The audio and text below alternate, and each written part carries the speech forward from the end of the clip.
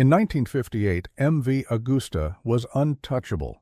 They had just won their fourth consecutive 500cc World Championship, and their factory in Casina Costa was humming with the kind of confidence that only comes from absolute dominance. Count Domenico Agusta, the man who ran the operation, had a simple philosophy: win everything at any cost. And for nearly 2 decades, that's exactly what they did. 31 World Championships. 31. But here's the thing about dominance: it only lasts as long as the rules allow it. And when the rules changed, MV Agusta's empire crumbled almost overnight. This is the story of the six-cylinder dream and how a single regulation killed the greatest racing dynasty in motorcycle history.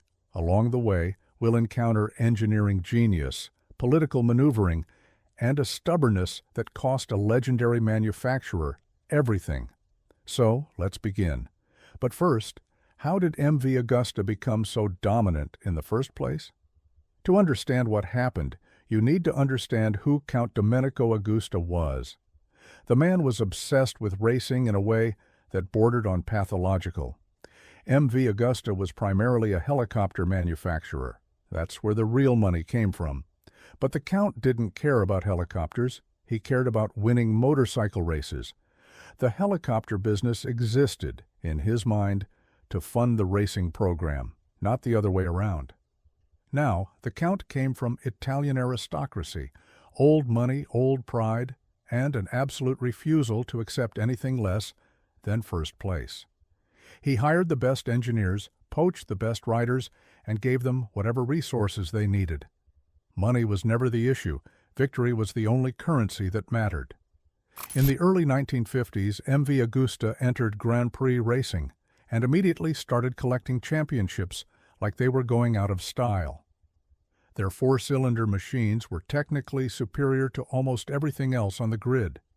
The engines were powerful, reliable, and refined to a degree that smaller manufacturers simply couldn't match.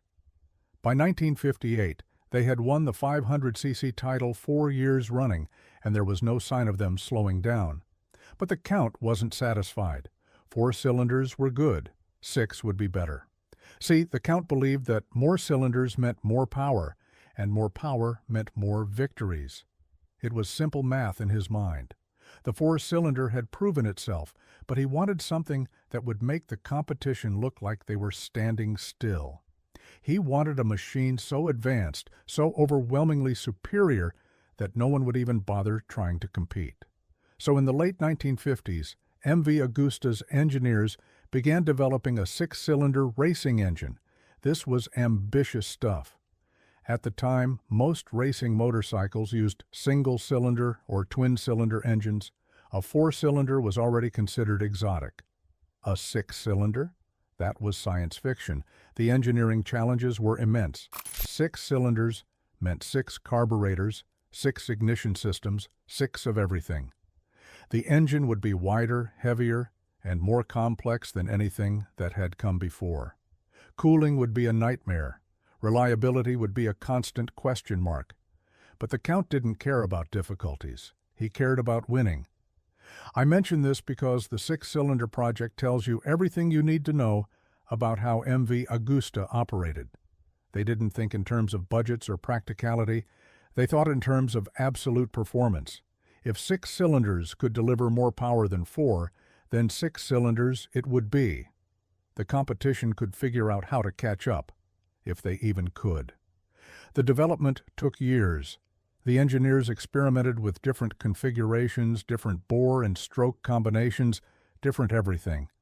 They were essentially inventing a new kind of racing motorcycle from scratch. And while they worked, MV Agusta kept winning championships with their 4-cylinder machines.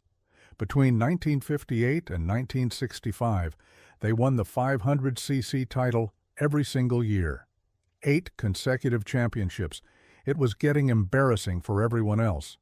But anyway, the 6-cylinder eventually came together. And when it did, it was exactly what the Count had dreamed of. The engine was a work of art. 6 tiny cylinders arranged in a row, each one breathing through its own carburetor. The sound alone was worth the price of admission.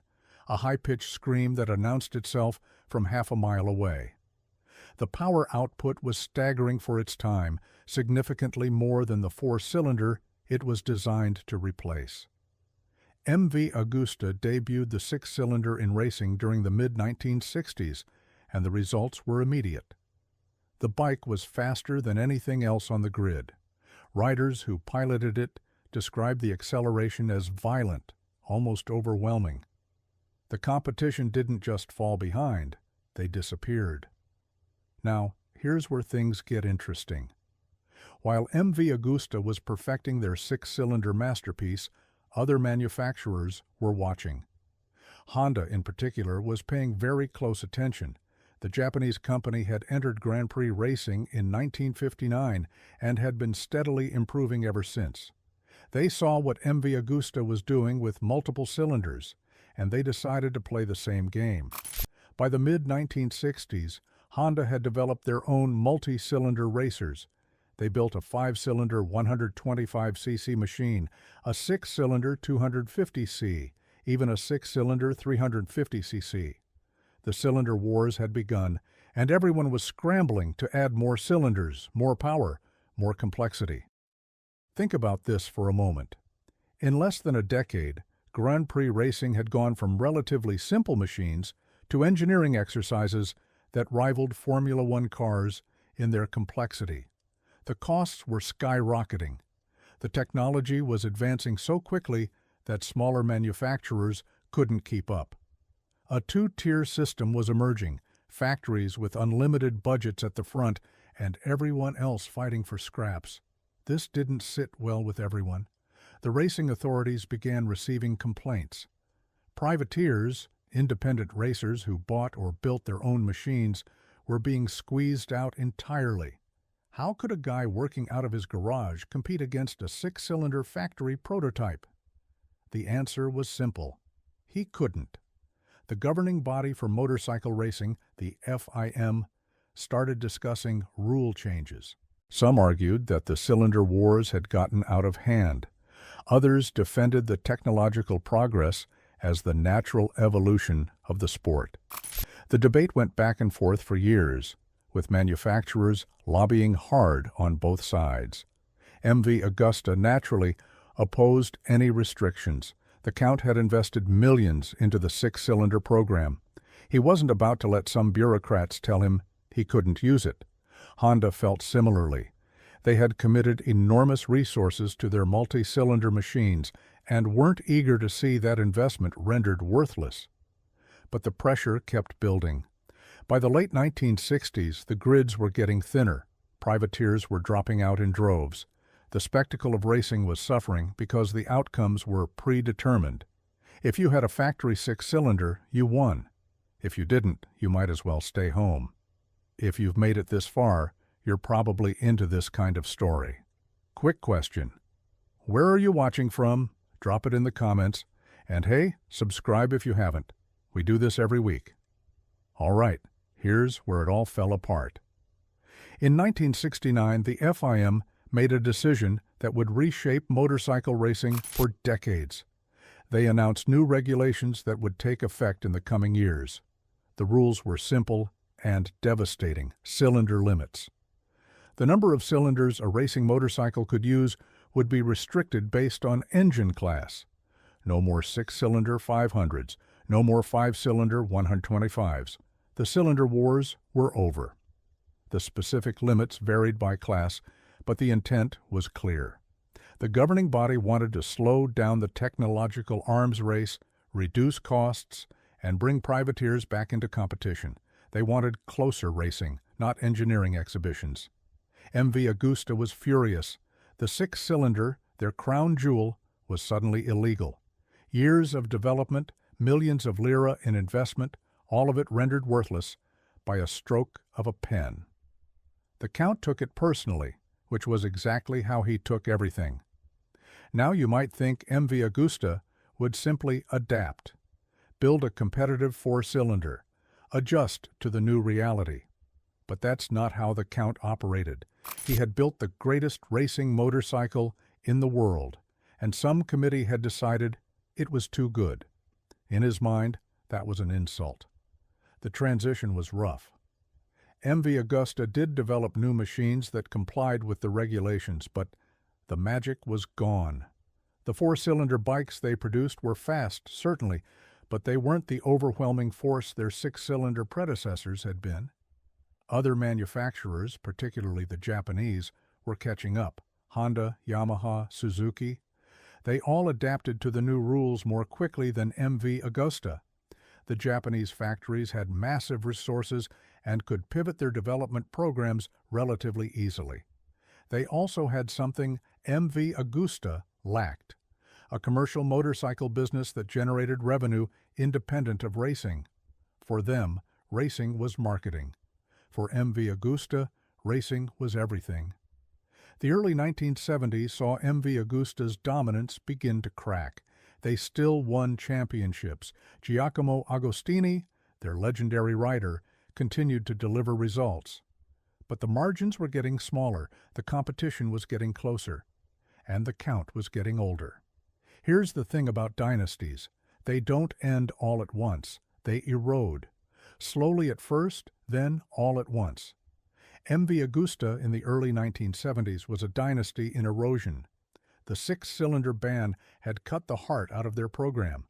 The engineers who had poured years into that project were demoralized. The factory, which had always operated on the Count's personal passion, began to lose focus. Agostini, who had been the face of MV Agusta's success for years, grew frustrated. He felt the factory wasn't developing their machines quickly enough. The Japanese bikes were getting faster every season, while MV Agusta seemed to be standing still. In 1974, Agostini made a decision that would have been unthinkable just a few years earlier. He left MV Agusta to ride for Yamaha. The symbolism was brutal. The greatest rider of his generation, abandoning the most storied factory in racing history. It was a public acknowledgement that MV Agusta was no longer the place to be if you wanted to win. The Count took it as a personal betrayal. He had given Agostini everything: the best equipment, unlimited support, fame, and fortune. And Agostini had walked away. The relationship never recovered. But anyway, MV Agusta limped on. They continued racing through the mid-1970s, occasionally competitive but never dominant. The glory days were clearly over. The championships that had once come every year now eluded them entirely. Japanese manufacturers had seized control of Grand Prix racing, and MV Agusta was just another participant. In 1976, Count Domenico Agusta died. He was 78 years old, and he had spent the last several years watching his racing empire crumble. Some said the disappointment hastened his death. Others said he was simply too proud to accept defeat gracefully. Either way, his passing marked the end of an era. Without the Count's personal obsession driving the program, MV Agusta's racing efforts quickly wound down. The company continued building road motorcycles for a time, but the soul of the operation had always been racing. Without racing, there wasn't much left. MV Agusta officially withdrew from Grand Prix competition in 1976. They had won their final championship in 1974, the 500cc title, delivered by Phil Reed. It was a fitting end in some ways, proving they could still compete at the highest level. But it was also a reminder of what had been lost. Under the old rules, with their six-cylinder machinery, they might have won 10 more. I want you to think about the numbers for a moment. 31 world championships between 1952 and 1974. 17 of those in the 500cc class alone.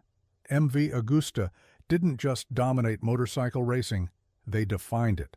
For an entire generation, racing meant watching their red and silver machines cross the finish line first, and then nothing. After 1976, MV Agusta was gone from the racing scene entirely. The factory that had seemed invincible just a decade earlier had vanished. The Japanese manufacturers, Honda, Yamaha, Suzuki, Kawasaki, divided up the championships that MV Agusta had once monopolized. The irony is painful. The six-cylinder concept that MV Agusta had pioneered, the technology that the FIM banned to level the playing field, eventually came back. Modern MotoGP machines use various cylinder configurations, including inline fours and V4s, that would make the old six-cylinder look primitive. The technology moved on. MV Agusta did not. Now, there is a lesson here about adaptability, though I'm hesitant to draw it too neatly. It's easy to say MV Agusta should have adjusted to the new rules more quickly, should have embraced the cylinder limits instead of resenting them. But the Count's stubbornness was inseparable from his success. You don't win 31 championships by accepting compromise. You win by demanding perfection and spending whatever it takes to achieve it.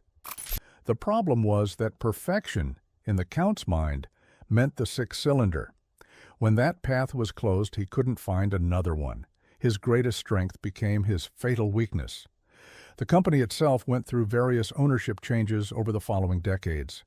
MV Agusta was revived in the 1990s as a manufacturer of high-end sport motorcycles, and it continues today in that capacity. The bikes are beautiful, expensive, and carry the weight of history in their name. But they're not racing machines. The factory that once dominated Grand Prix has never returned to serious competition. Occasionally, there are rumors about MV Agusta coming back to racing.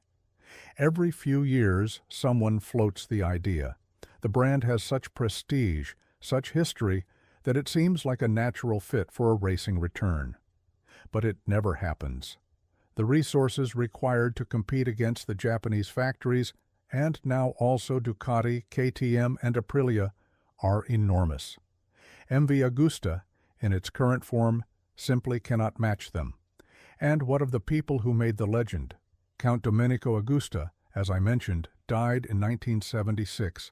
His legacy is complicated. He was a demanding, often cruel boss who ran his racing team like a personal fiefdom. Riders who crossed him found themselves blacklisted. Engineers who failed were discarded without ceremony.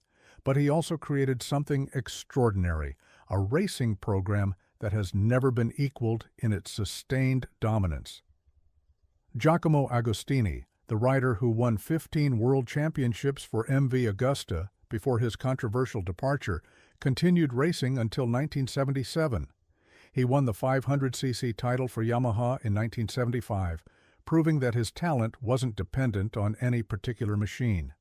After retirement, he became an ambassador for motorcycle racing, a living legend who carried the memories of MV Agusta's golden age.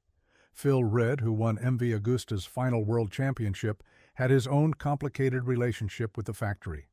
He was hired partly to replace Agostini and partly to prove that anyone could win on MV Agusta machinery. The latter point was proven wrong when the championships dried up after 1974. Reed continued racing for other teams and eventually retired with 7 world titles to his name.